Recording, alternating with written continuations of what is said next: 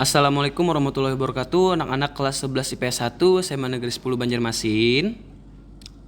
Hari ini kita akan belajar mata pelajaran biologi lintas minat bersama Bapak Haditya.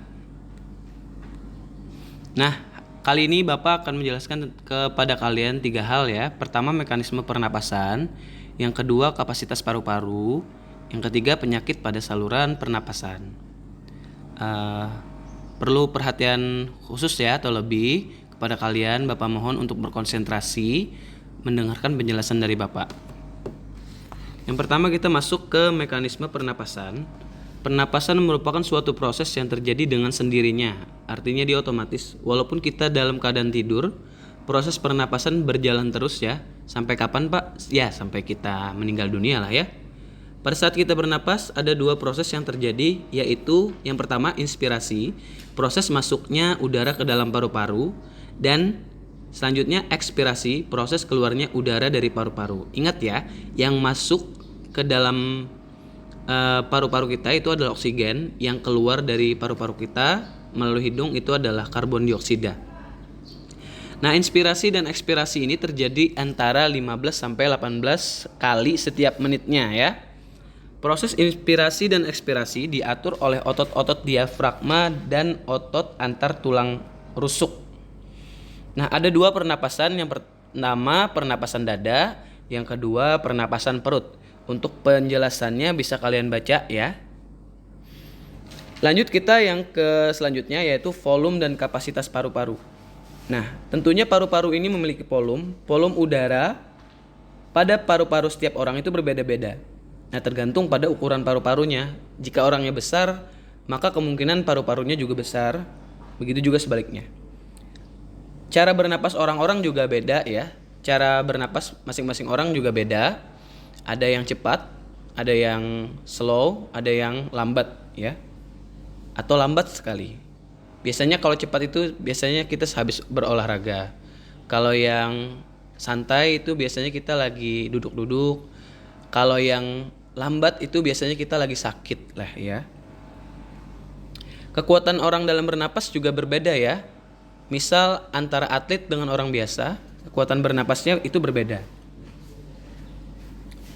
Nah, Bapak akan menjelaskan tentang volume udara paru-paru itu terdiri atas volume tidal, volume cadangan inspirasi, volume cadangan ekspirasi, dan volume sisa.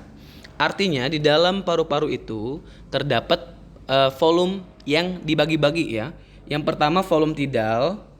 Nah, ini udara yang masuk ataupun keluar.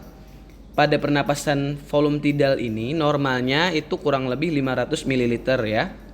Volume udara yang masih dapat dihirup setelah inspirasi biasa disebut volume komplementer. Besarnya sekitar 3000 ml. Adapun udara yang masih dapat dihembuskan setelah ekspirasi biasa disebut volume suplementer, besarnya sekitar 1500 ml. Jadi ketika kita menghirup udara, itu otomatis paru-paru kita akan penuh atau membesar. Ketika kita menghembuskan udara, paru-paru kita akan kecil atau mengempes. Selanjutnya bisa dibaca sendiri ya, karena itu agak mudah untuk dipahami. B dan C dan D itu ya. Ada volume cadangan inspirasi, volume cadangan ekspirasi, volume sisa residu, ini bisa dimengerti sendiri. Nah, manusia juga dapat mengambil napas panjang dan menghembuskan sampai batas maksimum, itu disebut kapasitas vital. Kapasitas vital dapat berbeda nilainya pada setiap individu ya, tergantung masing-masing orangnya. Untuk penjelasan selanjutnya bisa diperhatikan ya.